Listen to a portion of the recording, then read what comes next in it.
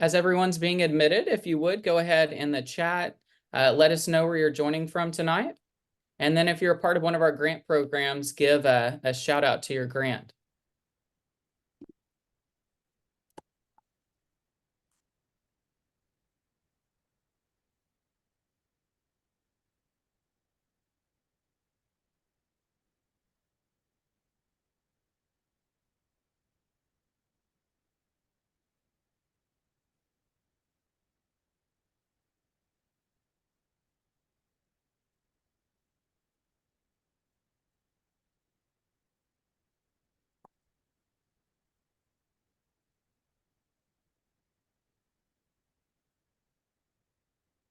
Looks like we have people here from Epic and Edge. I see Michigan.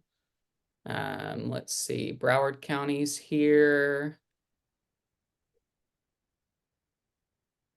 South Florida. A lot of Michigan representation tonight too. Welcome. Let's see. I'm going to give us just a little bit longer. If you're joining right now, go ahead and comment in the chat where you're joining us from. I see sunny South Florida. We were just talking a little bit about the weather. It's rainy here. Oh, Fort Wayne. Let's see. Perfect. Well, I'm going to go ahead and get us started. I'd like to first welcome you to the National Council for History Education and our webinar tonight. Our webinar tonight, Navigating Transatlantic Networks, Insights into Human History. We have Dr. Jorge Felipe Gonzalez with us. He is from the University of Texas at San Antonio. I'm going to read you just a little bit about him, and then I'll turn it over to him. If you would, make sure, introduce yourself in the chat, and then throughout the presentation, if you have any questions or thoughts, place them in the chat. For specific questions for our Q&A period at the end, if you would place them in the Q&A, we'll have about 15 minutes at the end to get to your questions. Dr. Jorge Felipe Gonzalez earns his BA in history from the University of Havana, and then his PhD in history from Michigan State University. His book In Progress, The Slave Trading Mafia, Transatlantic Networks, and the Foundation of the Cuban-Based Slave Trade, the result of over a decade of research with multilingual sources coming from Cuba, Spain, Sierra Leone, United Kingdom, and the US, uncovers the emergence of Cuba as a leading transatlantic trading region in the Americas as a result of domestic changes and the island and the post-abolitionist rearrangement of transatlantic trade networks and routes. And so that's a little bit about Dr. Felipe Gonzalez. I'm going to go ahead and turn it over to you and let you begin the presentation for tonight. Thank you, Dalton. Can you hear me well? Yes. Wonderful. Hi, everyone, and thank you for being here tonight. And thank you, Dalton, for inviting me to talk or give some insights on the transatlantic slave trade.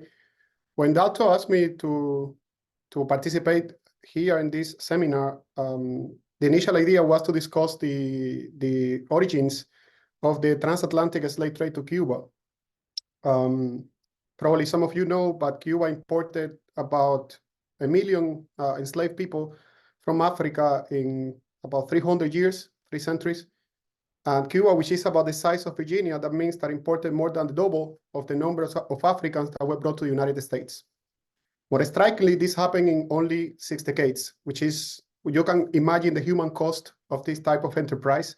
So my research focuses on how the Cuban elite set up this human trafficking business, and they established networks with traffickers in Africa, and they purchased the vessels, and the way they organized the whole transatlantic slave trade infrastructure in the 19th century. But I was thinking that maybe instead of doing that, instead of talking about my own research, which is very specific, it's very niche, it's about Cuba, I was thinking about something more useful for you all. And in this case is the transatlantic, the employment of digital tools to study the transatlantic slave trade in the classroom, as I have done with my own teaching experience at the University of Texas at San Antonio. I have used the transatlantic slave trade database, which is what I will be discussing today, to talk about the most important features of the slave trade from the big picture and from the big perspective, and how to do research and how to teach using these data resources. So for this presentation, I'm going to divide it into two main sections. The first one is going to focus on the big picture of the transatlantic slave trade from the statistical perspective. Instead of using qualitative methods, we're going to use numbers and how these numbers, I'm going to talk a little bit how these numbers came to be and how we can use this database, which is online, to replicate this type of search. The second section of this presentation is me guiding you through this digital project. A digital project that has existed for 25 years. Is a result of the collaboration of hundreds of historians, archivists, librarians from all over the world. They have been providing data, and now we have the most comprehensive picture of what is considered one of the most important human trafficking scheme in human history. So I'm going to share my screen here, and let's see.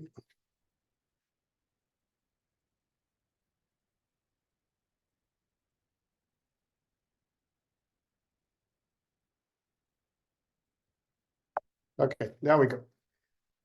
So something that is, I always, when I teach this class on the transatlantic slave trade to my students in Texas, something that I always mention is that what happened in the Americas since the 16th century was rather the continuation of a process of human trafficking that pretty much has existed since the dawn of times. Since the beginning, we have evidence of people trafficking, moving people around, selling them, purchasing them, mostly related to wars. And that's something that can be traced long before the encounter of Columbus with the Americas. And this is important because the manners in which the transatlantic slave trade unfolded after the 15th century is connected with the manners in which it existed in previous times. It is not a coincidence that the first traders, the first cases of slave traders in the Atlantic were actually Genoese people from the Italian peninsula, because they were connected to this network of trade, like transporting people from the Black Sea all the way to different cities in Europe, particular Spain. We have the case of Venice, we have the case of Genoa, and from there, these people who are the most important maritime power in Europe in the 15th century, including Columbus themselves, are the ones who had the expertise that was later transferred to the Americas. The other important factor to take into consideration is that the transatlantic slave trade was mostly a Mediterranean, Iberian adventure for over a century. And that's something that is important to highlight, because when the British tapped into the human trafficking business, they were pretty much learning from something that was going on for over a century in the Iberian world. They actually learned, the Dutch learned from the Iberians, and then the British learned from the Dutch, and the whole system unfolded, and we're going to see the manners in which this happened in later time. The transatlantic slave trade in the Mediterranean world is also connected to the trade in the trans-Saharan world. So we have routes and networks connecting the Sahel, sub-Saharan Africa. That means the region here where the big major African kingdoms and empire, medieval kingdoms and empire existed, like Ghana, Mali, and Songhai. And there were networks crossing all over the desert, connecting these areas where enslaved people were purchased and transported to the major cities in the Mediterranean world, mostly through Arabs traders. From there, they were sold in the Iberian Peninsula. And this is important because by the time Iberians and the Portuguese start exploring the Atlantic coast of Africa in the mid-15th century, and therefore start bringing enslaved African to the Iberian Peninsula, this trade has existed for centuries. We should remember that the Iberian Peninsula was occupied by the Moors for over 800 years, which is considerable amount of time. And if you ever go to Spain, especially to the south, you're going to see the remnants of the Islamic architecture everywhere, including the Spanish language, full of Arabic words. And that's part of the heritage of this presence. So this world was deeply connected by the time the transatlantic slave trade took off. The other factor that was important is going to define the development of the slave trade in the next 3 centuries is sugar. sugar, which also moved all the way from what we call now the Middle East to the Atlantic island of Canary Island, Madeira. Wherever there was sugar, there were enslaved people. And this is the movement of sugar all the way to the 16th century. And the system of slavery itself, the system of plantation of sugar production was first tested in these islands, in Canary Island, in Cape Verde, in Madeira, in Sao Tome. That means that when this system was transferred to the Americas and was tested also in what is now the countries of Haiti and the Dominican Republic, there was also an experience in sugar production. So in other words, that not only we have networks, Mediterranean networks, we have trans-Saharan networks, but we also have sugar production pre-existing the rise of the transatlantic slave trade. So how the system came to be, I'm gonna go over that very briefly. The beginning of the system as it developed in the next 3 centuries, they start with the first encounters between the Portuguese and the Iberians and the African people who live in the region between what is now Senegal and Sierra Leone. They used to call this area Upper Guinea. Initially, the Iberians tried to kidnap, and they actually did kidnap villagers living close to the coast, but that failed because the next time they tried to do so, they faced African resistance. That doesn't mean that the slave trade ended. What means is that the African rulers, small king, chief, and merchants established a system of trade and human trafficking between Europeans and Iberians, who settled mostly in the Cape Verde Islands, and some of them on the coast, and the African rulers who live in this area. Africa was not what we consider Africa. The invention of Africa is a later phenomenon, and by that I mean that Africans did not consider themselves the term that we call today Africans. They belong to different ethnic groups. They used to be called tribes. And these groups, in the same way that Europeans were divided into their own tribes and ethnic groups, Africans were, and they fought against each other. They captured each other, and they sold to the European outposts that were settled on the coast. And this is important because for over 300 years, Europeans, until colonization began in the late 19th century, for the most part, the transatlantic slave trade was a system of trade in which Europeans had to play according to the African rules, the people ruling the land. And this talk a lot about the African agency, and a little bit like goes against the idea that Europeans arrived and subdued everyone and did whatever they wanted. They had to adapt and they had to play according to the political rules existing in the land where they came. So the transatlantic slave trade pretty much took off from there with this sort of model of trade. And the first shipment of enslaved Africans actually were not sent to the Americas directly, but they were sent to Europe. So according to the Iberian laws, they have to send the Africans first to the Iberian Peninsula, and from the Iberian Peninsula, they will be sent to the Americas. This system, of course, for commercial purposes, for the human cost, was inefficient. So the Iberian, the king of Spain, the Spanish king, they changed the law, and they allowed, around the 1520s, they allowed merchants to trade directly between the Americas and the coast of the African coast. So in 1520, we have the first non-slave ship that crossed directly from Africa to the Americas. It landed about 54 people in Puerto Rico. And this is the beginning, what we could call the official beginning of the direct connection between the African coast and the Americas. Now, as we all know, this is not the time of steam technology. There is not steamships. That means that the world, the oceans, were sort of highways decided by nature. Winds and maritime currents determine how the regions will be connected with each other. And if we look at this image, we have the North Atlantic system that goes clockwise. That means if you are leaving Europe, Iberian in this case, British were not in the picture yet. If you leave Europe, you trade in this region. This is Cape Verde, the island that I mentioned, and that's going to take you again to the Americas. And it's going to take you specifically to the Caribbean, which is the beginning of the colonization. This is where Spaniards were located up until the 1520s when they moved to Mexico and Peru, and they start conquering other areas in the Americas. So for a short period of time, you have all this network happening. This is not the best map. If I actually go to a more specific detailed map on these maritime and wind currents, we are going to notice that besides the big highways of the clockwise, there is other small sort of like connections that allows to change from one circuit to the other. But for the practical effects of the transatlantic slave trade, that means that this region, this African region, is going to be mostly connected with this region in the Americas. And the same is going to happen when Brazil is colonized by the Portuguese in the 16th century.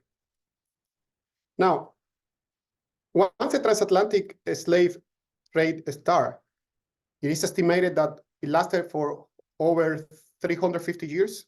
The first slave ship arrived in Americas in 1520. The last non-slave ship arrived in Cuba in 1867. That's the last that we know. There were rumors, the British who were prosecuting the slave trade at that time, there were some rumors that some later slave ships arrived to the island. We haven't found them yet.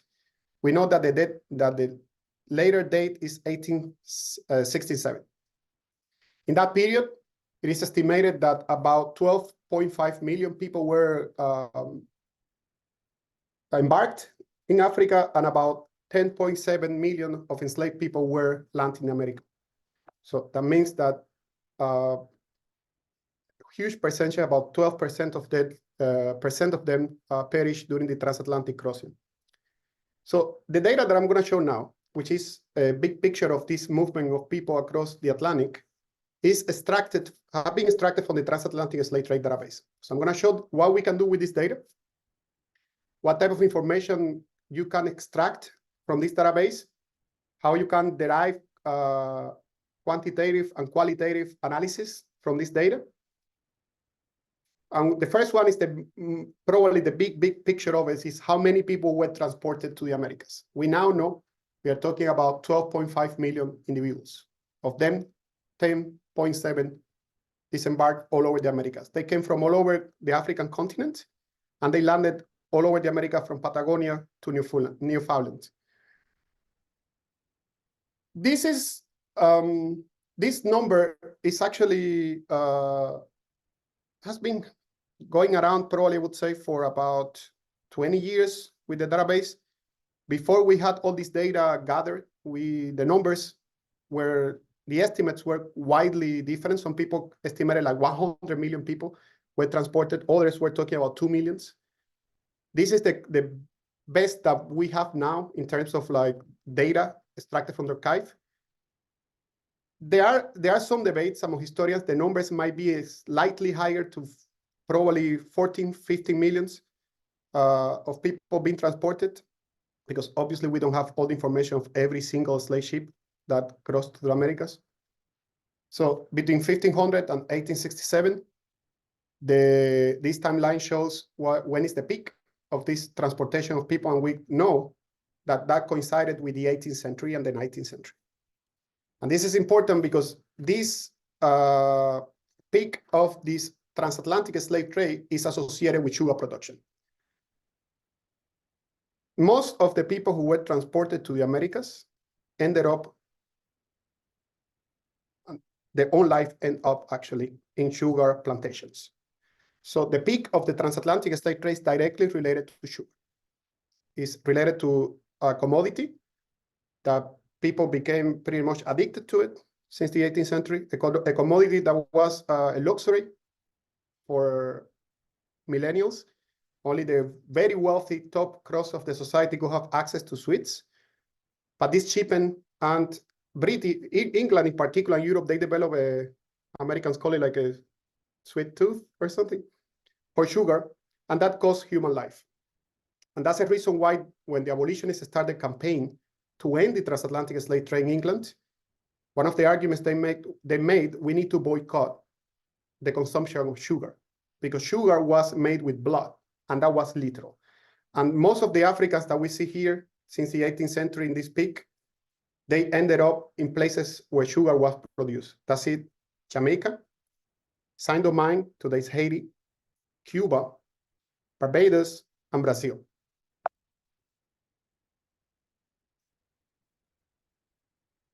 We can see this in a different way. I want to show this visualization that is also in the Transatlantic Slave Trade Database. And this visualization shows, it's actually very, in many ways, it's perturbing because it actually shows the extraction of human life from Africa over 300 years. And you can see how, as long as time progresses, the numbers of dots increase. So every dot in this image is a slave ship. Every slave ship carry an average of between 150, 300 slave individuals. Some of them, by the 19th century, there are cases of slave ships carrying about 1,000 individuals. And there are even cases of steam technology used for the transatlantic slave trade. And as you can see in this visualization, which is also extracted from the data of the database I want to show today, the system got out of control by the 18th century. So by the mid-18th century, we have experienced the first peak of the transatlantic slave trade. If you follow the dots, most of them are going either to the Caribbean or to Brazil. And specifically in the Caribbean, they are going mostly to Jamaica and Saint-Domingue. And Saint-Domingue is particularly important because it became the most important producer of sugar in the world. And if you look at the map and you see the size of Haiti, it is frankly impressive how this tiny piece of land produced 25% of the sugar that was produced in the world. And the way this happened is because Haiti became a machinery of pretty much killing human beings. And that resulted eventually in a revolution in 1792, associated with the French Revolution as well. And that opened the doors for Cuba to become the most important slave trader. You see here in the 19th century, slave ships are going to two main destinations. One is Brazil, the other one is Cuba. So who were the nations involved in the transatlantic slave trade? So based on the database, we know that the first one is Portugal and Brazil. So the most important traders in the history of the transatlantic slave trade were the Portuguese and the Brazilians, followed by the French, very important in particular since the 18th century. The French case is notorious because everything happened in a short period of time and to a specific point, which is Saint-Domingue. And we have Spain. And something, for example, for my students, very surprising, that surprised them always is to learn that the United States actually account only for about 4.6% of the number of Africans being transported to the Americas. So we also can determine where these people came from. We know that most of them came from the region of West Central Africa, what is now Angola and Congo. And in this map, which I think Dalton is going to share with all of you, we can see the percentage of people coming from this area. Angola is one of the top origins of the Africans being transported to the Americas. And we can see here that the behavior of the transatlantic slave trade, divided by nation, changed over time. Initially, only we have Iberian, the Portuguese, and the Spaniards involved. Then the British became involved, and then eventually they became, as the British do in many other things, the first in human trafficking, as they were doing other forms of commerce.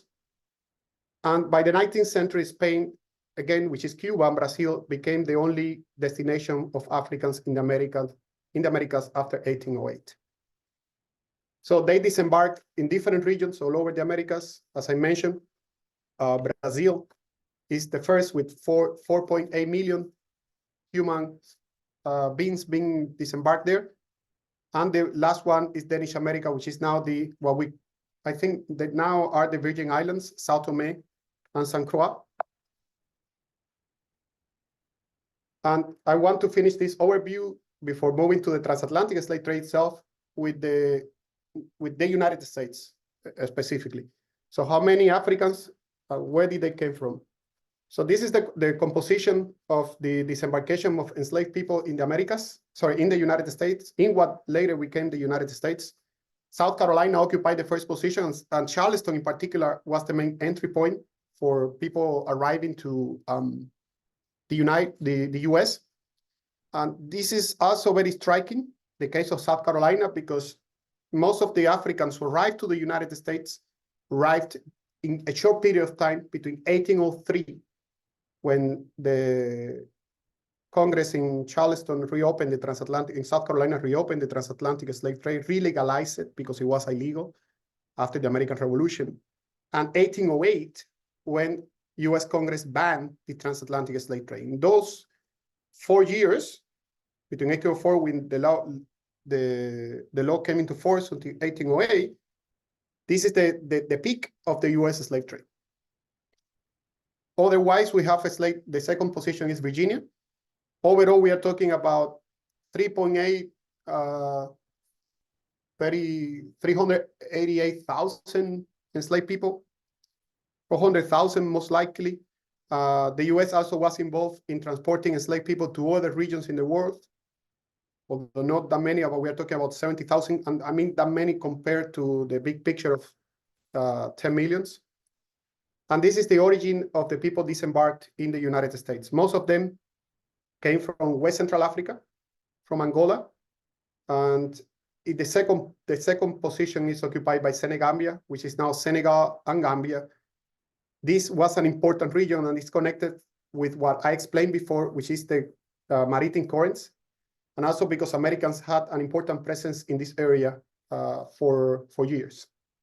So now I'm going to show you the database itself.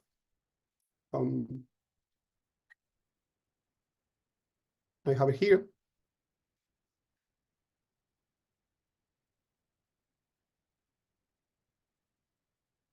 Can you see, is the database visible? Not right now. Not right We now? can see Okay. the screen with the database. Let me do a new share. Okay. What about now? Yes. Beautiful. So this is a transatlantic slave trade database. So the data that I show is mostly extracted from here. And this is a project that has been going on for 25 years. The grants have been the National Endowment for the Humanities, Mellon Foundation. At the bottom, you can see all the institutions that are involved with this project. Harvard University, you see Santa Cruz, Emory, you see Irvine. So this is a transnational project. It has all sorts of people involved in this. I've been working in this project for about 9 years since I started my PhD. I was lucky that one of my PhD advisors was the founder of this project back in the days in 1994, I think. And I'm going to show you some of the features of this project because I think it's very useful for a classroom. I have used it myself many times, and the students always enjoy it, and they get a sense of what was the transatlantic slave trade and the human cost of the transatlantic slave trade, how it worked, how it operated, why this existed for such a long period of time. So this section here is the interface. Here we have a 3D video reconstruction. I'm not going to show the whole 3D video, but I want to click on it so you get a sense of. Between 1500 and 1867, more than 40,000 voyages set sail from Africa to the Americas, crammed with 12.5 million unwilling migrants who had been sold into slavery in exchange for European trade goods. A set of complete plans has survived for just one of these ships. The ship was the Aurore, which left La Rochelle in France on August 28, 1784, bound for the African coast. The captives it obtained there were taken to Saint-Domingue, now Haiti, in the Caribbean, and sold to the owners of sugar and coffee plantations. We close in just before the ship arrives on the African coast to get a clear view of the conditions that approximately 600 captives had to endure on their 2-month middle passage to the Caribbean. The Aurore was a typical 18th century slave ship. The main deck shows 2 key features designed to control the male slaves. First, the barricado, a 9-foot high wooden wall that divided the ship in 2. This was topped with spikes and swivel guns. Second, 2 iron chains can be seen running along the upper deck. Every morning, The crew brought the shackled male captives up onto the deck from the spaces they had slept in overnight. The crew locked the main shackles into the chain to restrict movement. African men were not only chained in place, but continually within the firing line of the swivel guns. African women and children were imprisoned behind the barricado, normally unshackled, where they could neither see the men nor speak to them. Fearful that the male captives might escape their chains and try to capture the ship, the majority of the crew also remained behind the barricado. We descend from the quarterdeck to the officers' quarters and galley. A cook prepared the slaves' food in this boiler. The captives' diet consisted mainly of a starch, such as rice, beans, or flour. Enslaved people were forced to eat this monotonous diet twice a day. They drank just 2 pints of water daily, leading to constant and often deadly dehydration. As the sun began to set, the crew, armed with whips and guns, forced the slaves below deck.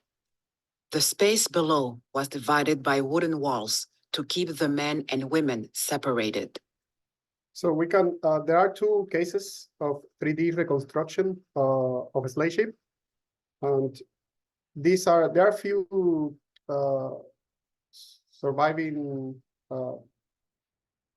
diagrams of slave ships from the most famous of them is the Brooks, which the abolitionists used for their campaign to end the transatlantic slave trade.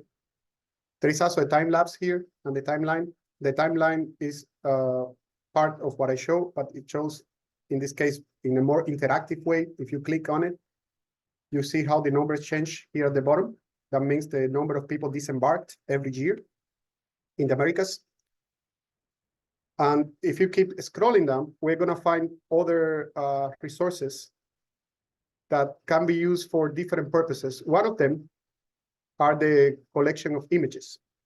We have collection of documents that can be used for the classroom. These are register of people being transported with their African names. They probably take some paleographic skills, but this is also associated to another database that I can talk about if you have any question in the Q&A, where this document has been transcribed. We also have images of slave ships, surviving images, especially from the 19th century when the British started capturing. And we also have images from people being captured during the transatlantic slave trade. Now, here at the top, there is another section called resources. In resources, we have lesson plans. And that's something that can be handy for teachers. We have different lesson plans on how to use this database in the classroom from K-12 education. The countries, and they have different focus, the countries of the slave trade. We have the transatlantic slave trade. You can download the PDF version of those documents there. And they have exercise, activities, things that can be done with the database itself. So the database, another important feature is that you can actually, and the most important feature of the database, because that's the reason, the initial version of this database actually was a CD-ROM. And it was only raw data. Now we have for this visualization, but this is the database itself. If we go here and click on the top, we go to database, and this is the transatlantic slave trade database. That's every row, every column here, and every row is a slave ship. So in this case, I just click in this one. If let's be more specific, I just click in, let's say 1520, the first transatlantic slave ship that we know of. The name of the vessel was Santa Maria de la Luz. The owner, we have information about where the slave came from, Arguin, which is Mauritania, the date of departure, disembarkation, and then we have the sources at the bottom. So that means that people can actually, anyone who is interested in researching this data for this particular vessel can actually go to the source and look at it. And many of these sources are actually right now are indeed digitized and they are available online. So we are talking about 36,150 entries, and every entry is a slave ship. So wherever you click, you're going to find slave ship. Now, this data can be used for specific cases of tracking one ship. Some of my students have done that exercise. They have found one vessel, and then they have found the records. They have gone to the original records, which are online, and then they are reconstructing a narrative about the history of this ship. Or you can use all this data combined, and as I did at the beginning of the presentation, and play with this data to find answers that you're interested in. For example, I want to know how many enslaved Africans disembarked, let's say, in Jamaica between 1724 and 1805. So first we have the timeline, then we go to itinerary, place of landing, then we type Jamaica, or we just click in the drop-down menu, we click on it, and we do apply, and this is the result. So each one of these vessels, we are talking about 2,000 or almost 3,000 slave ships, they disembarked in Jamaica. And this is the statistics. And with that data, you can create tables. You can know the gender of these people, where they came from, in what city in particular they disembarked, what was the nationality of the vessels transporting them. And you can also visualize this data. This is a timeline of the years of enslaved people disembarking Jamaica, but you can use, for example, the flag of the vessel. If we go to the donor chart, we have the flag of the vessel transporting them. We know that most of them, of course, they are British because Jamaica is a British colony, but we have some American vessels after the American revolutions that transported Africans to Jamaica.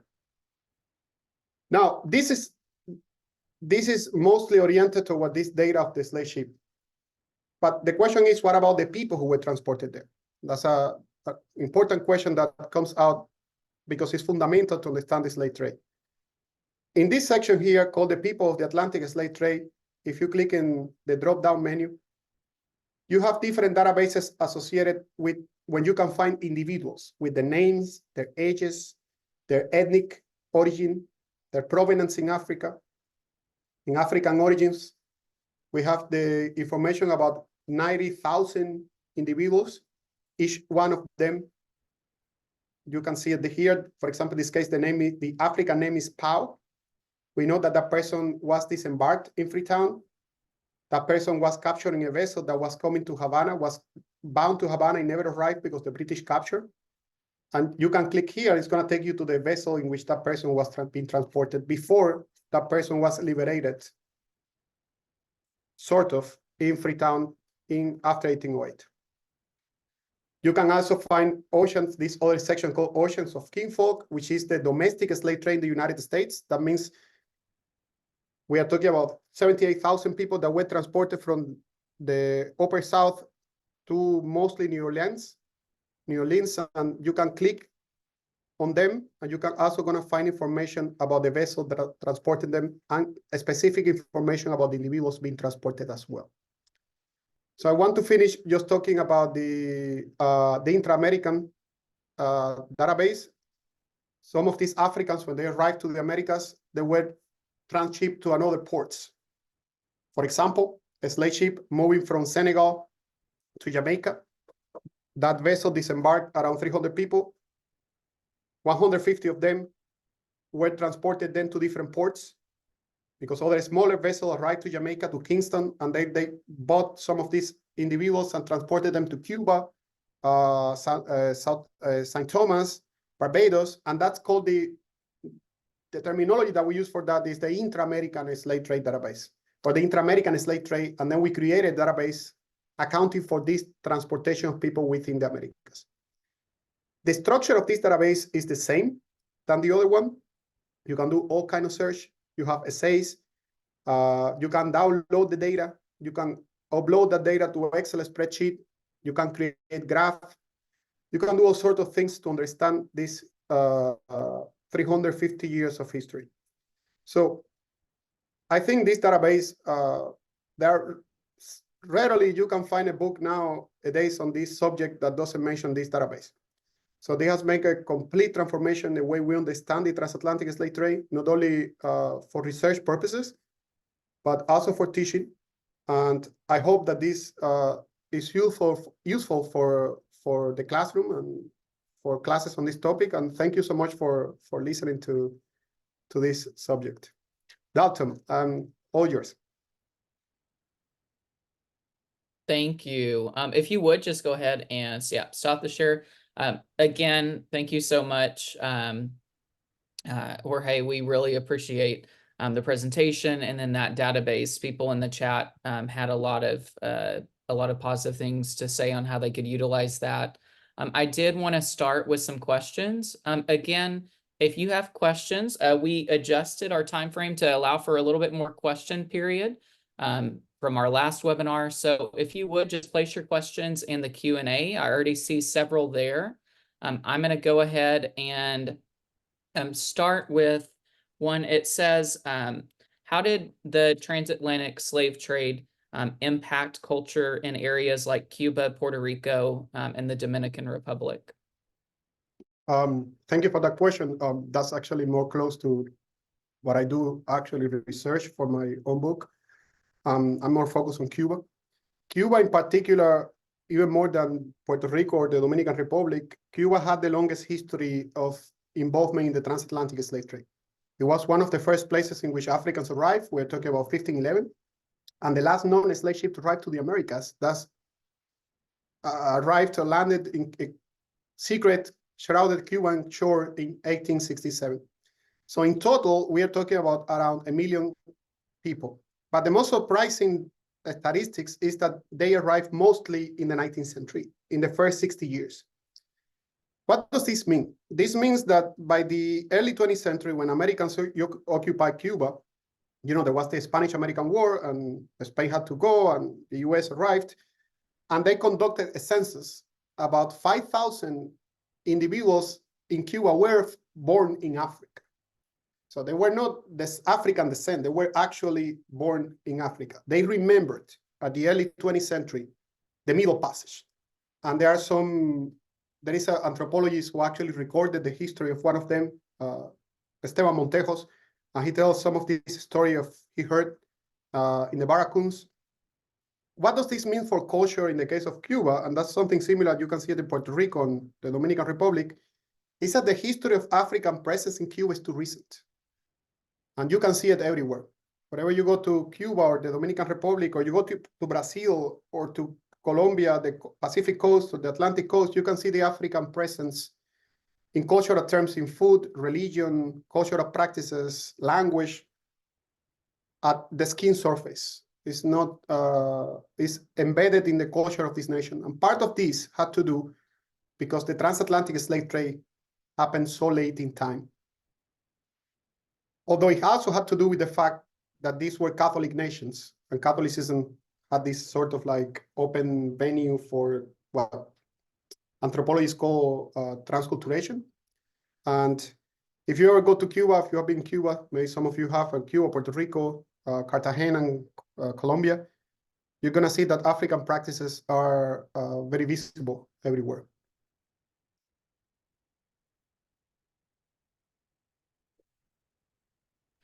Thank you. There's another question here about Belgium, about did Belgium get in late, or what information do you have about Belgium involved in the transatlantic slave trade? That's interesting. That we don't have. I'm not sure that Belgium shows up as independent, separate country, and that's probably had to do with the way that the Baltic countries were organized. I'm just actually right now looking at the database in the nations involved, and the flag of the vessel. Belgium doesn't exist as an independent place. A place you can find it as a Baltic. Denmark Baltic is submerged into that. But my general guess would be if Belgium participated in the transatlantic slave trade, that was very low. Probably it had to do probably with the French, connected probably with the French slave trade most likely, or the Dutch. But we don't have a specific information for Belgium. That probably we need to know more about the history of Belgium. I don't know when it became an actual nation. Something I really don't know. Thank you. There's a question here that's asking, how did they account for the 12% of people who died? How could they let that happen even when transporting animals? That number would be outrageous. That's a very good question. And the reason why it's a really good question is because historians have been debating that for a while. How do you get to those numbers? Well, the first thing that we all need to know, like disclosure, is that these numbers are estimates. That we don't know, we exactly don't know the mortality rate for every single slave ship. We know the mortality rate for a sample. And then people who are demographers, like my advisor from all the generation who work plyometrics and they study statistics, and which is a field that sadly is not taught in graduate school anymore, in history departments. And that's unfortunate. That generation, they came with this number by combining the censuses and demographics of the regions in the Americas with the data that we actually have from slave ships that we know the mortality rate. So, but if you go to the Transatlantic Slave Trade database, to the actual database, and you click on mortality rate, you're going to see a difference between estimates and actual hard data. The hard data that we actually know information is minimal. Now, 12% doesn't account for, is a very general number. For example, Cuba had a way higher percentage of death, partially because he joined later, and they were new to the human trafficking business, and they were making many mistakes. The people who were in this trade, you have that compared to the Portuguese, the mortality rates were higher in the case of Cuba. Also because it happened the illegal time, they were trying to pack as many individuals as possible. Cuba also had the highest type of child trafficking. We have cases of slave ships in which there's one slave ship called the Jesus Maria transporting about almost 400 people, and only 5 of them were adults. That means people over 12 years old. But the mortality rate, this is also important, was also high for the crew, and was also high for other type of people being transported across Atlantic. But the numbers change from country to country. That's just a very general picture of the numbers of the people who died crossing the Atlantic, and they were disposed on the ocean. Thank you. We have several more questions. As people have questions, please place them in the chat. Again, we have about 10 minutes left for questions. I have a question here, and this is one pertaining to, I think that you mentioned earlier, some of the documents have been translated into different languages. Do you happen to know what languages the documents have been translated to from that database? There is a different project called liberatedafricans.org, I think. There you can find the transcription of some of these documents. So the languages, let's start there. The languages, we're talking about French, Portuguese, Dutch, Spanish, English, Danish. Those are the main languages of the transatlantic slave trade. So the documents that are mostly unlike are English written records produced mostly in the 19th century by the abolitionists. You can go online and the parliamentary papers, the Foreign Office, the British Archive, those sites online, you can type there. There is a section on the transatlantic slave trade, and you can click and you're going to find a huge collection of documents. The Spanish Archive have digitized a bunch of them, and some of them are transcribed as well. Some of them, the Danish Archive, actually in St. Thomas, the Virgin Island, they have been also digitized, and historians are using them. So the good thing about this new time of digital technologies is that some of these documents are digitized, and if you read the language and you have the transcription available, you can actually use them for teaching and research purposes. And I want to finish saying that in the case of the 19th century, many of these documents are not even handwritten, they are printed. Some of the documents regarding to the British slave trade, they can be found in printed format in Google Books and in the British National Archive, and you can type the name of the ship captured by the British, I'm going to find a bunch of information. And also the reference is at the bottom of every slave ship in the database. Thank you. There are several other questions I'm trying to get through as we process there. Can you speak to the Haitian Revolution and the percentage of enslaved peoples there that perhaps are relatively new to the island and to being enslaved? Absolutely. That's a great question too, because the Haitian Revolution changed the whole dynamics of the slavery and the slave trade in the Caribbean, including the abolition itself. By the time the Haitian Revolution happened in 1792, there were about 740,000 enslaved individuals had been imported to Haiti. In less than a century. Life expectancy was about 7 years, working sugar plantations. And by the time the revolution happened, most of the people who were involved in the revolution that were enslaved, they were actually Africans. Most of them were from the region of Congo. And there are interesting studies about how their shared origin might have played a role in the way the revolution unfolded in the Americas. Now, the other side of the Haitian Revolution is that while it made the slaveholders to rethink slavery itself as a system, and there were other examples of rebellions that happened everywhere in the Caribbean after that, in Jamaica, in Cuba, Brazil, in the US. The other side of this coin is that the Haitian Revolution, the collapse of Haiti as a sugar producer, opened the door for places like Brazil, Louisiana, and Cuba to set up their own business and therefore start importing Africans themselves. So the Haitian Revolution opened an opportunity for slave traders in other parts of the world.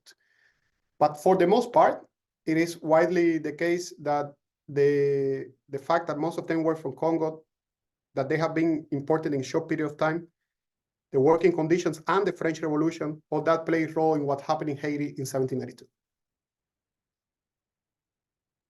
Thank you. Are there any ships that are connected to Mansa Musa? That's previous in time. That's before the, if I'm correct, Mansa Musa is 14th century, 13th century. So that's before the transatlantic slave trade. Okay. Thank That's you. even the Europeans were there, yeah. Let's see.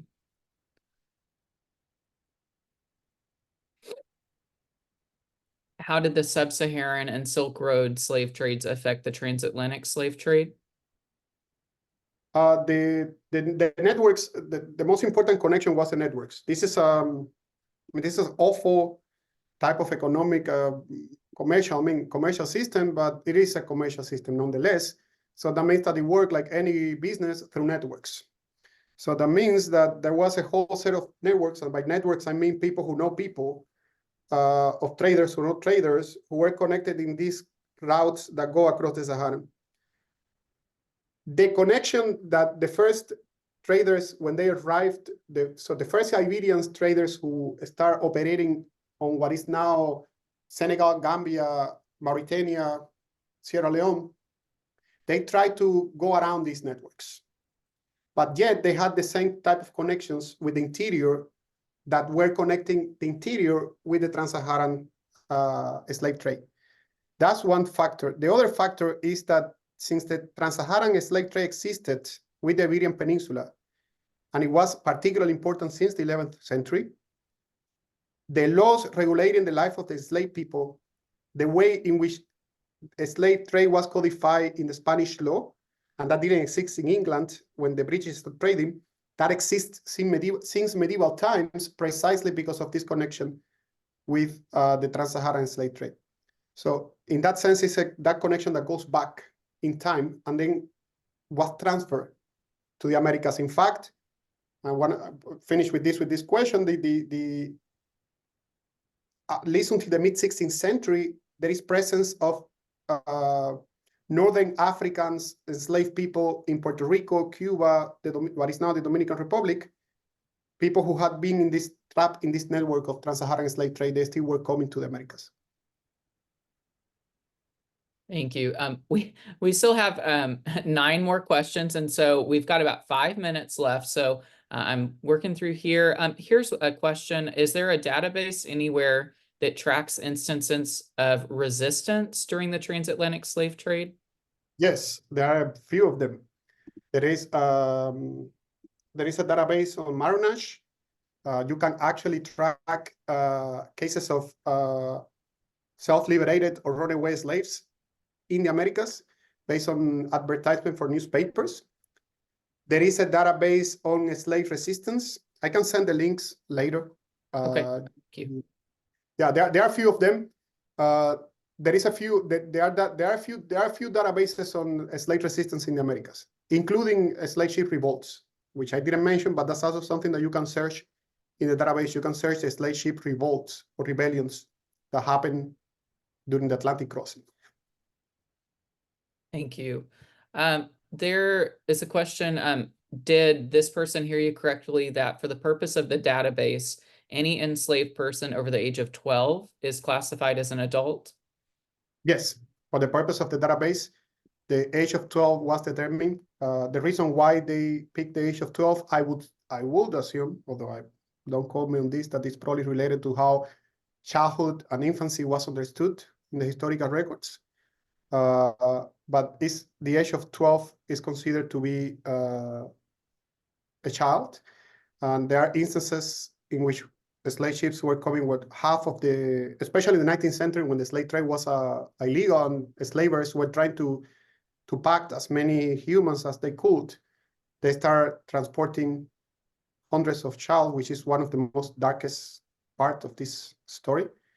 Because these kids were clearly separated from their family at some point in the networks of trade that goes back to the interior of Africa and separated and through wars and whatnot. And they sold to European ships and landed in places in Cuba. We don't know. Some of these stories that are in these documents are really violent in many ways. There's a question about, can you speak to the alleged last known slave ship that arrived in the U.S. at port in Mobile, Alabama in 1860? Sure, the Clotilda. There is a great book by a historian called Sylvain Diouf. It's called The Clotilda, and it's beautifully written. I use it for my classes at UTSA. And the Clotilda, they came from, I think it's Ouida. What's Ouida in Africa? And there is a bunch of information, including the remnants of the vessel itself. Archaeologists have found pieces of the vessel in a river in Mobile, Alabama. There is a whole history, beautiful history about Africa Town, which is the settlement that the descendants, the Africans who came on the Clotilda, they built a settlement which still exists today called Africa Town. There is a beautiful book called Barracoon. I forgot the name of the anthropologist, an early African American anthropologist. Come to my mind at some point, and it's a testimony of Cujo Lewis, which was one of the people who were transported in the Clotilda. So what I'm trying to say is also, it's more fascinating. There is even, if you go to YouTube and you type, there the Clotilda and survivors, you're gonna find the rare recording video of one of the survivors of the Clotilda, because they survived all the way to the 20th century, and they lived long enough to see the birth of cinema. So some of them were recorded, and it's just fascinating. There is a lot of information about the Clotilda out there. Yeah, Sora Neil Horston. Thank you, Brian. Yeah. Thank you. Let's see. So a couple of more questions here. Let's see. So which European nations sold enslaved transported Africans to the Danish in what is today the U.S. Virgin Islands? The Danish colonies, there are 3 tiny islands: Virgin Island, St. Thomas, St. Croix, St. something else, but the most important is St. Thomas, Fredericksburg, and the Danish developed the slave trade that was particularly important in the late 18th century, early 19th century. And the reason why the Danish was so important is because they have a free port policy. That means that any nation could go and trade there, which opened the opportunity for Americans to go trade there.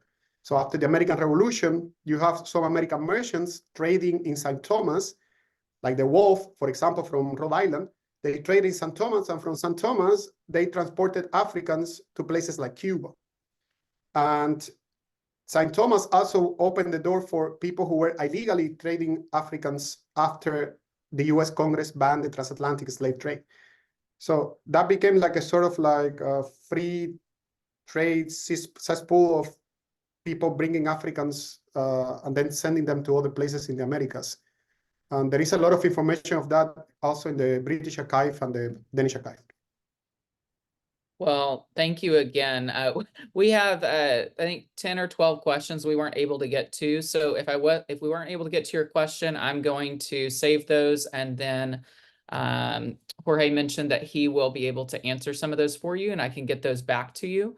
Before everybody hops off, I want to again thank Jorge Felipe Gonzalez for his time today, and then also National Council for History Education. We had one of our staff members, John Zapegi, on, and Kathleen Barker. So thank you all so much. As you're exiting, there is a survey. If you would go ahead and complete that survey for us, we would really appreciate that. And with that, thank you again. Y'all are welcome to exit, and thank you so much again for your time. Thank you, Dalton. Thank you all for being here. Bye.